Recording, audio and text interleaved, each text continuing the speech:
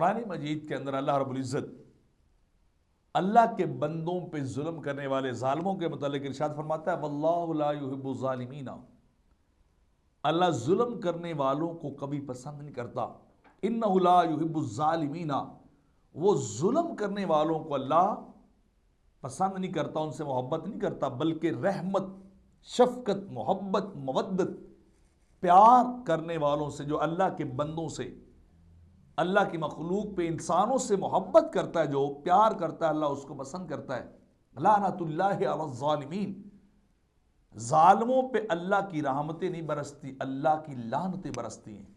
جو ظلم کرتے ہیں ان پہ اللہ کی لعنت ہوتی ہے۔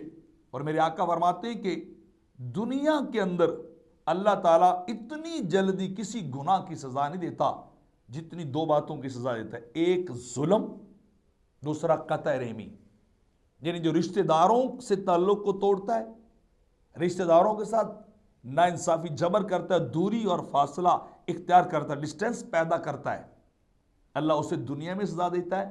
اور دوسرا جو اللہ کے بندوں پہ ظلم کرتا ہے اسے بھی اللہ دنیا میں کسی نہ کسی صورت عذاب کے اندر جو ہے وہ ضرور مبتلا کر دیتا ہے، دنیا میں ضرور دیتا ہے۔ ان میں سے پہلا ظلم ہے کہ جو ظلم کرتا ہے اللہ اسے دنیا میں کسی نہ کسی صورت عذاب اور سزا کے اندر مبتلا کر دیتا ہے۔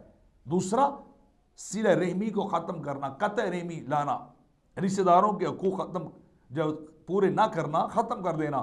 اور تیسری بات حقوق الوالدین، والدین کی نافرمانی جو کرتا ہے، ماں باپ کو جو ستاتا ہے، ان کی بات کو نہیں مانتا، ان کی اطاعت نہیں کرتا، وہ اس کی سزا دنیا میں دیکھتا ہے، اس کی اولاد اس کو ریئیکٹ کرتی ہے۔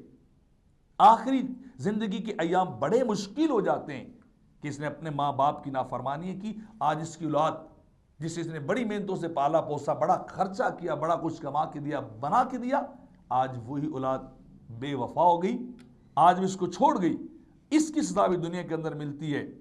اور میرے آقا فرماتے ہیں یعجل لصاحب فی الدنیا قبل الموت، اللہ ان گناہوں کی سزا موت سے پہلے کس کی؟ والدین کی نافرمانی کی، نمبر 2 صلہ رحمی کو ترک کرنے کی، قطع رحمی لانے کی، تیسری اللہ کے بندوں پہ ظلم کرنا۔ یہ 3 گناہ ایسے ہیں جن کی سزائیں قبل الموت، بندہ اتنی دیر تک مرتا نہیں ہے، روح نہیں نکلتی، دنیا نہیں چھوڑتا جب تک کہ اللہ اس بندے کو دنیا میں سزا نہ دے لے۔